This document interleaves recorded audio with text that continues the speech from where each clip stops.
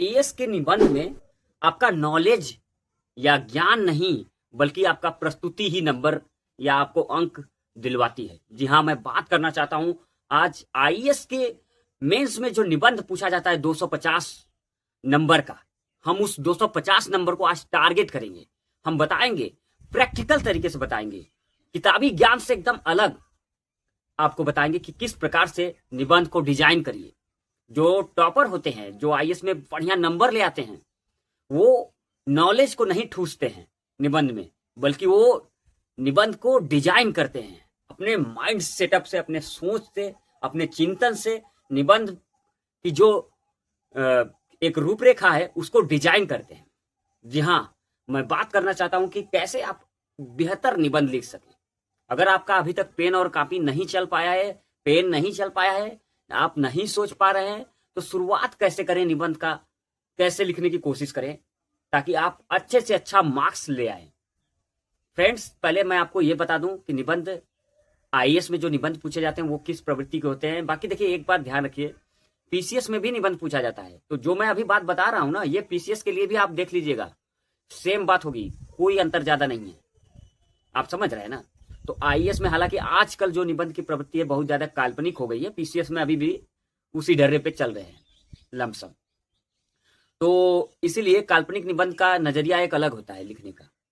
मैं आपको बताऊं, आपका जुड़ाव अगर साहित्य से है, दर्शन से है ना, तो आप जो है, या कला से है, तो आप जो है निबंध को बहुत गहराई से, आजकल के जो निबंध पूछे जा रहे हैं आईएएस प्रीलिम्स मेंस में, सॉरी, तो आप लिख सकते हैं।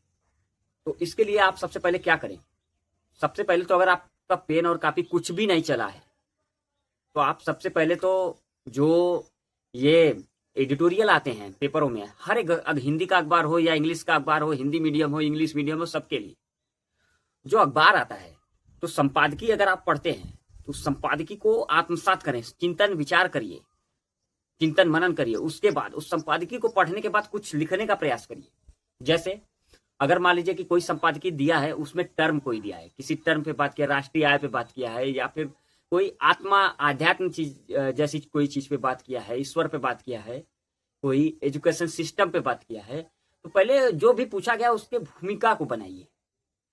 अब आईएएस का जो निबंध आता है, मैं आपको बता दूं कि दो निबंध आता है, मतलब दो सेक्शन में निबंध आते हैं, सेक्शन ए और बी। सेक्शन ए में 4 निबंध होते हैं और सेक्शन बी में भी 4 निबंध होते हैं।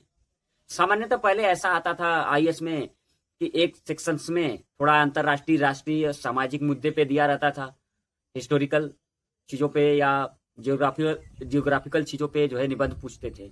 और एक निबंध, एक सेक्शन जो होता था, एक सेक्शन में जो है आपका दर्शन से, साहित्य से, कला से, चिंतन मनन से, है ना, काल्पनिक चीजों से, एक तरीके से समझिए काल्पनिक टॉपिक से पूछा जाता था आईएएस में निबंध। लेकिन अभी का पैटर्न जो देख रहे हैं, पिछले साल अभी जो हुआ, अभी एग्जाम, उसके पिछले साल, अभी आप देखिए तो एग्जाम का पैटर्न चेंज हो चुका है। 8 के 8 निबंध काल्पनिक पूछे जा रहे हैं। काल्पनिक पर मतलब अगर आप सोच नहीं पाएंगे ना, तो आप लिख नहीं पाएंगे। आप अगर आपके अंदर चिंतन मनन करने की शक्ति नहीं होगी ना, वो क्रियाशीलता आपके अंदर नहीं होगी ना चिंतन मनन का, तो आप निबंध को नहीं लिख पाएंगे, नहीं टच कर पाएंगे, नहीं बेहतर कर पाएंगे। अगर आप सोच रहे हैं कि आप जीएस के नॉलेज से अगर आप निबंध को बेहतर लिख पाएंगे, तो आप गलत सोच में बैठे हैं। सोच को अपने बदल दीजिए। अगर इस सोच को लेकर जाएंगे तो वैसे भी निबंध में कोई मार्क्स नहीं गेन कर पाएंगे और आप एग्जाम से बाहर चले जाएंगे। कई लोग निबंध और इथिक्स जो पेपर होता है और ऑप्शनल की वजह से बाहर चले जाते हैं एग्जाम में, आप भी चले जाएंगे। इसलिए फ्रेंड्स, आपको ये ध्यान देना है कि आपको निबंध पे कैसे फोकस करना है। देखिए, सेक्शन ए में 4 निबंध, सेक्शन बी में 4 निबंध, और दोनों हर एक निबंध, मतलब अगर सेक्शन ए से एक निबंध निकलना पड़ता है, सेक्शन बी से भी एक निबंध निकलना पड़ता है। मतलब 2 निबंध आपको लिखने हैं। 4 ऑप्शन है, 8 ऑप्शन है, 8 में से 2 निबंध लिखना है आपको। समझ रहे हैं ना, एक सेक्शन से एक निबंध, 4 में से एक निबंध, फिर 4 में से एक निबंध, ये ध्यान रखिएगा। तो ऐसे लिखना है आपको। तो ये जो प्रक्रिया है जो लिखने की, इसमें शब्द का क्या इस्तेमाल है ये भी आपको बता देते हैं। कम से कम आप, एक आदर्श निबंध माना जाता है कि 1000 से 1200 शब्द में लिखिए। मतलब अगर आप सेक्शन ए का निबंध अगर आप चयन करते हैं, सेक्शन ए का निबंध अगर आप चयन करते हैं, तो सेक्शन ए में आप जो है 1000 या 1200 शब्द में लगभग निबंध को अपना लिखेंगे। कोई लैंडमार्क नहीं है, एक मोटा मोटा एक क्राइटेरिया है कि इतने में आप लिखेंगे। हाँ, ये आदर्श स्थिति है। समझ रहे हैं ना आप। ऐसा नहीं है कि 900 शब्दों में लिख देंगे तो आपको नंबर नहीं मिलेगा, तब भी मिलेगा, समझ रहे हैं। लेकिन निबंध की प्रस्तुति, आपका निबंध का माइंड मैप डिजाइन क्या है वो देखना पड़ेगा। लेकिन मैं आपको बता दूं, कई लोग माइंड मैप बनाते हैं, डिजाइन बनाते हैं, खाका बनाते हैं, दुनिया भर का ये तैयार करते हैं। मैं आपको बता दूं, निबंध के लिए अगर आप बहुत ज्यादा प्रैक्टिस कर लिए ना भाई, 50-60 निबंध अगर आप लिख लिए ना, तो आपको माइंड मैप भी बनाने की जरूरत नहीं पड़ती है निबंध में। निबंध एक ऐसा चीज है जब आप फ्लो में आप लिखते जाते हैं तो आपका, अगर आपने बहुत प्रैक्टिस किया है, आपकी चिंतन शक्ति अच्छी है, तो जब पहला लाइन लिखेंगे ना उसके बाद पेन उठेगा नहीं, चलता रहेगा चिंतन मनन, सोच चलता रहेगा, इसमें आपको कोई डिजाइन नहीं करना पड़ेगा। लेकिन बहुत सारे लोग डिजाइन बनाते हैं, वो क्या बोलते हैं, रूपरेखा एकदम निबंध की तैयार कर लेते हैं, माइंड मैप तैयार करते हैं, है ना, उसके बाद जो है खाका खींचते हैं, उसके बाद वो जो है निबंध को अपना क्रम वाइज लिखते हैं। तो आपका तरीका आप देख लीजिए, आपको क्या सुटेबल लगता है, वो आपके ऊपर निर्भर है। मुझे तो खाका वगैरह मुझे पसंद नहीं आता है। डायरेक्ट अगर आप मतलब निबंध लिखना ज्यादा उचित समझता हूँ, डायरेक्ट बस चिंतन मनन अपना बढ़ाइए और पेन उठाइए और लिखना चालू करिए, तो फिर लास्ट तक ही पेन रुके, ऐसा होना चाहिए आपके अंदर काबिलियत। तो आप क्या करेंगे इससे, कि इससे आप देखेंगे कि आपकी थिंकिंग भी डेवलप होगी। निबंध आपके फैक्ट की जानकारी का विषय नहीं है, बल्कि ये आपके नॉलेज का विषय है, अरे आपकी रचनात्मकता का विषय है, आपके चिंतन शक्ति का विषय है, सोच का विषय है ये निबंध। आप ये इस बात को गांठ बांध लीजिए कि बहुत ज्यादा फैक्ट नहीं खेलना है निबंध में, ये ध्यान रख लीजिए। हाँ, कुछ उदाहरण आप दे सकते हैं लगातार, मान लीजिए अगर आपने एक निबंध लिखा है उसमें 2-3 उदाहरण आप दे सकते हैं, कोई दिक्कत की बात नहीं, उदाहरण से और आपका निबंध और अच्छा होता है, समझ रहे हैं। तो सबसे पहले तो आप अगर मान लीजिए कुछ नहीं जानते हैं तो संपादकीय को उठाइए, उसको पढ़िए, उसके क्रक्स को लिखने की कोशिश करिए, 200 शब्दों में 300 शब्दों में लिखने की, उसी निबंध को उसी संपादकीय को लिखने की कोशिश करिए, एडिटोरियल को। ये सबसे जरूरी चीज है, लिखने की कोशिश करिए, कुछ सोचिए, कुछ गलत लिखिए, मीनिंग ही समझाइए, फिर भूमिका लिखिए, मीनिंग समझाइए, उसका डायमेंशंस को उसके क्लियर करिए। ऐसे ही निबंध लिखते हैं लोग। और एक बात ध्यान रख लीजिए, जो प्रीवियस ईयर में निबंध पूछे जा चुके हैं आज तक, उन्हीं निबंधों को आप आधार बनाइए, अभी नए नए निबंध को आधार मत बनाइए। जो प्रीवियस ईयर में आईएएस में पीसीएस में जो पूछा जा चुका है, उस निबंध को आधार बनाकर आप अपनी आंसर राइटिंग निबंध की करिए।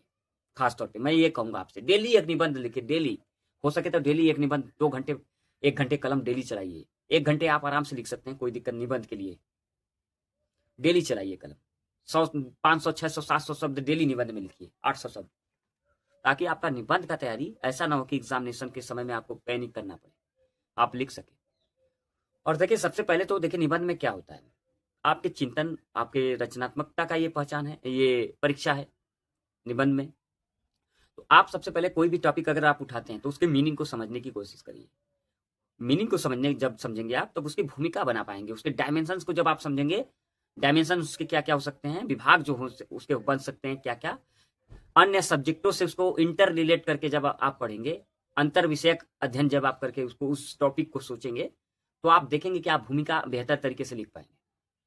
अगर 1000 शब्द में मान लीजिए निबंध अगर पूछा है तो उसका लगभग 10% आपकी भूमिका होनी चाहिए, कम से कम 10% आप भूमिका लिखें।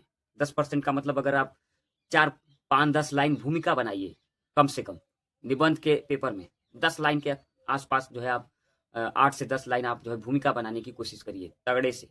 वही भूमिका इतना भयंकर लिखिए, उस भूमिका को ना भाई, इतना भयंकर मैं बता रहा हूँ, इतना भयंकर लिखिए, इतना बेहतर लिखिए, इतना सारा नॉलेज झोंक दीजिए उसमें, सारा आपका अपना स्किल झोंक दीजिए, कि जब एग्जामिनर भूमिका को पढ़े तो उसके अंदर आपके प्रति एक इमेज, आप आगे गलती किए भी होंगे तो, लेकिन वो इमेज जो first impression and last impression बोला जाता है ना, वो वाली कंडीशन होनी चाहिए आपकी। भूमिका इतना तगड़ा बनाइए, किसी उदाहरण से चालू कर सकते हैं, किसी कहानी से चालू कर सकते हैं, कोई सीरियल जो आपके दिमाग में हो, कोई पिक्चर की कोई क्लिप हो, या फिर कोई आपने आसपास की कोई कहानी आप जानते हो, या किसी घटना पे आधारित, आप अपने जीवन में अगर कोई ऐसी घटना है उस निबंध से रिलेटेड, तो वो कहानी भी आप बता सकते हैं, ज्यादा बेहतर होगा, समझ रहे हैं ना।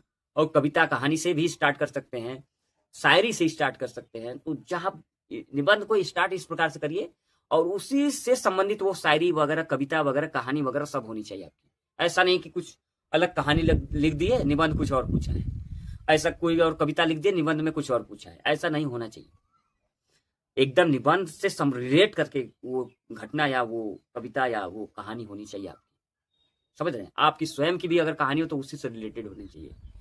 अरे यार, आप इतने साल के हो गए हैं, 20 साल के, तो आपके जीवन में ऐसा बहुत सारे जो निबंध पूछे जाते हैं उसके कोई न कोई भाग अंश आपसे जुड़ा ही रहता है, तो आप अपना ही बात लिख सकते हैं उसमें। उसके बाद क्या करें, निबंध के अर्थ को स्पष्ट करने की कोशिश करें, थोड़ा 2-4 लाइन में एक पैराग्राफ बनाइए, निबंध के अर्थ को बताने की कोशिश करिए या उसी भूमिका में बताने की कोशिश करिए, चल जाएगा, कोई दिक्कत की बात नहीं है।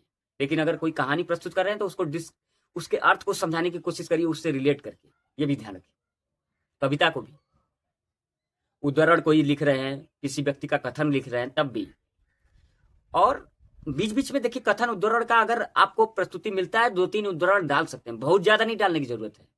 1000 शब्दों में अगर निबंध लिख रहे हैं तो 2-3 उद्धरण बीच में आप डाल सकते हैं, इससे अच्छा इंपैक्ट पड़ता है आपके निबंध पे।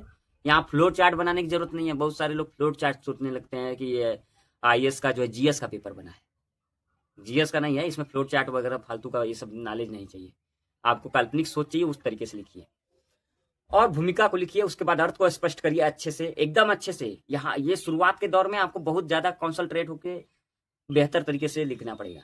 उसके बाद उसके डायमेंशंस पे जाइए। अब जैसे कि अगर कोई मुद्दा है, सत्य जीतता है, असफलता ही सफलता का, मान लीजिए कि एक निबंध पूछा गया, असफलता ही सफलता का कुंजी है या सफलता की जननी है, पूछ दिया, मान लीजिए ये निबंध है, तो अब इसके डायमेंशंस पे देखिए कि इसका सामाजिक डायमेंशंस, इसका आर्थिक डायमेंशंस, इसका राजनीतिक जो एग्जाम्पल अगर आप जानते हैं वो लिखिए, उससे संबंधित जो जोड़िए, ऐतिहासिक रूप में क्या है वो देखिए, उसके बाद इसका इस परिप्रेक्ष्य में ऐतिहासिक रूप में क्या हो चुका है वो देखिए, उसके बाद आप दार्शनिक रूप में, साहित्यिक रूप में इसका क्या है रोल ये देखिए, व्यवहारिक जीवन में इसका क्या रोल है ये देखिए, है ना। ये सारे डायमेंशंस को आपको पैराग्राफ के रूप में लिखना है। जैसे मान लीजिए अगर आपने सामाजिक डायमेंशंस का उठाया तो आप सामाजिक डायमेंशंस के हिसाब से समाज में जो घटना हो रही है, ये असफलता ही सफलता की कुंजी है, जननी से रिलेटेड कोई समाज में कोई आप कुछ ऐसा स्ट्रक्चर में आप अपने आसपास देख रहे हैं तो उससे जुड़कर आप लिख सकते हैं। राजनीतिक में अगर इसी को जाएं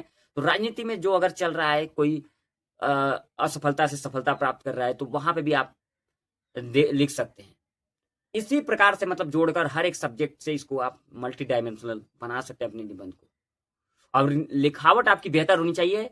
एक बात और ध्यान रखें, निबंध में मात्रा वगैरह जो व्याकरण है वो आपकी सही होनी चाहिए। कई बार आप व्याकरण गलत लिखने लगते हैं, उसका गलत इंपैक्ट पड़ता है, क्योंकि निबंध जो कॉपी चेकर होता है वो व्याकरण पे फोकस करता है, इससे आपका मार्क्स भी कटता है, ये ध्यान रखिएगा, है ना। RO जो एग्जाम होता है, समीक्षा अधिकारी वगैरह के एग्जाम में तो देखिए निबंध बहुत एक्यूरेट लिखना पड़ता है, उसमें तो मात्रा व्याकरण बहुत ज्यादा IAS से भी ज्यादा ध्यान दिया जाता है, उसमें तो और भी एक्यूरेट लिखना पड़ता है आपको।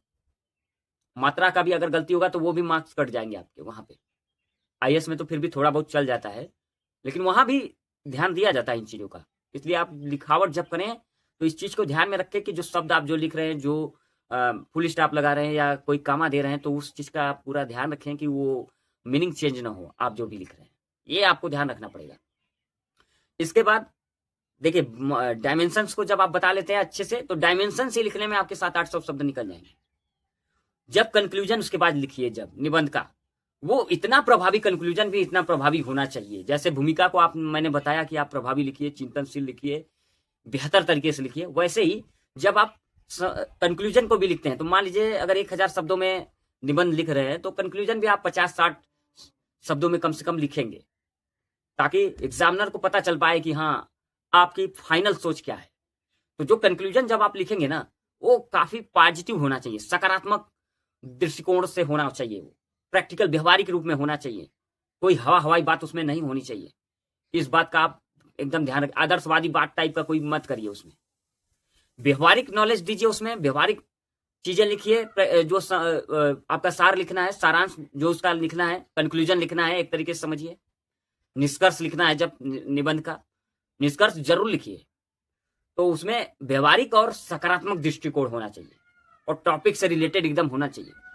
आपका भी उसमें सोच झलकना चाहिए कि आप किस प्रकार से सोचते हैं, इसके बारे में क्या सोचते हैं, और आपके सोच में डेप्थ होनी चाहिए, गहराई होनी चाहिए आपकी बातों में।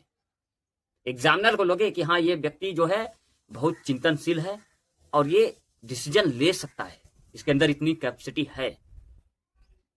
तो उस प्रकार का कोई निष्कर्ष तैयार करिए। सरकार का कोई रिपोर्ट अगर आया हो उसका एग्जाम्पल उसमें दे सकते हैं, कोई अच्छा काम सरकार ने किया हो या फिर कोई अच्छा काम किसी अन्य सरकार ने किया हो, गवर्नेंस ने कोई अच्छा काम किया हो, उसका भी एग्जाम्पल आप अपने निबंध में समय समय पर हर जगह दे सकते हैं और कंक्लूजन में भी दे सकते हैं।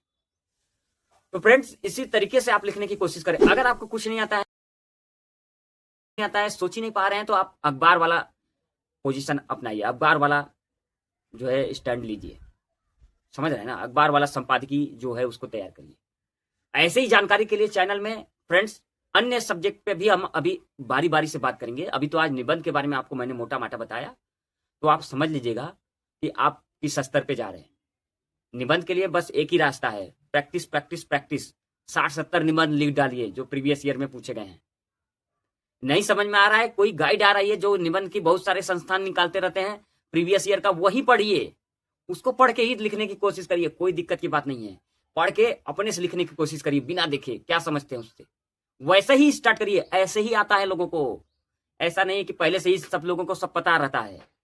ऐसे ही सोच डेवलप होता है, ऐसे ही चिंतन डेवलप होता है, तभी लोग लिखते हैं निबंध, ये ध्यान रखिएगा। और निबंध आपको 250 मार्क्स में से नहीं, देखिए वैसे तो 160-150 मार्क्स तो ला सकते हैं आप, कम से कम लाए हैं लोगों ने इतिहास में, पिछले एग्जामों में लाए हैं। तो आप 150 मार्क्स ला सकते हैं निबंध में, कोई बात नहीं है, बड़ी बात नहीं। 160 मार्क्स भी ला सकते हैं आप, समझ रहे हैं ना। प्रयास करिए तगड़ा कि 200 मार्क्स तक आ जाए, आएगा तो नहीं, मतलब थोड़ा मुश्किल बात है, देते नहीं है ना नंबर उतना, लेकिन कोशिश करिए यार। टारगेट बनाने में क्या दिक्कत है, घर पे बैठ के टारगेट बनाने में क्या दिक्कत है आपको, कोई दिक्कत की बात नहीं है। घर पे गलती करने से क्या दिक्कत है, कोई दिक्कत की बात नहीं है। एग्जामिनेशन में आप सही कर जाएंगे अगर आप गलती करेंगे तो। घर अब देखिए, निबंध को जब लिखिए तो चेक करवाइए, लेकिन चेक करवाने से पहले खुद पढ़िए 2-3 बार।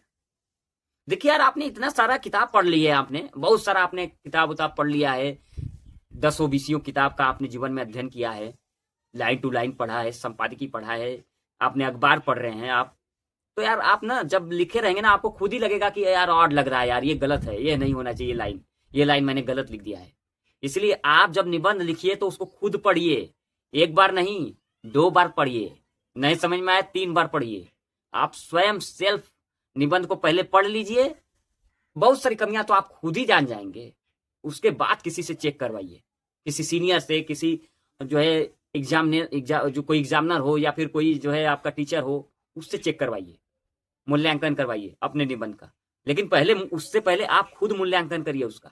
आप खुद टीचर, खुद के टीचर बनिए, स्वयं के टीचर बनिए, समझ रहे हैं ना। बस जो लिखा है उस पर आपको ये बोलना है, ये नहीं कि लिखे हैं हाँ चलो ये सही, अपने मन से सही कर लिए, नहीं, अपने मन से नहीं करना है, आपको सेल्फ पढ़ना है, उसको समझना है, ईमानदारी से उसका फीडबैक आपको लेना है खुद के लिए, खुद के इंप्रूवमेंट के लिए। ध्यान रखिएगा फ्रेंड्स, ऐसे ही जानकारी के लिए चैनल को सब्सक्राइब करिए और लाइक करिए, शेयर करिए और फैला दीजिए यार इसको। और हम अदर सब्जेक्ट पे भी ऐसे ही बात करेंगे आने वाले दिनों में। GS paper 1, GS paper 2, GS paper 3, GS paper 4, optional की क्या रणनीति होती है वो भी मैं बात करूंगा, समझ रहे हैं ना आप सब। बस तो बहुत बहुत धन्यवाद आप सभी को।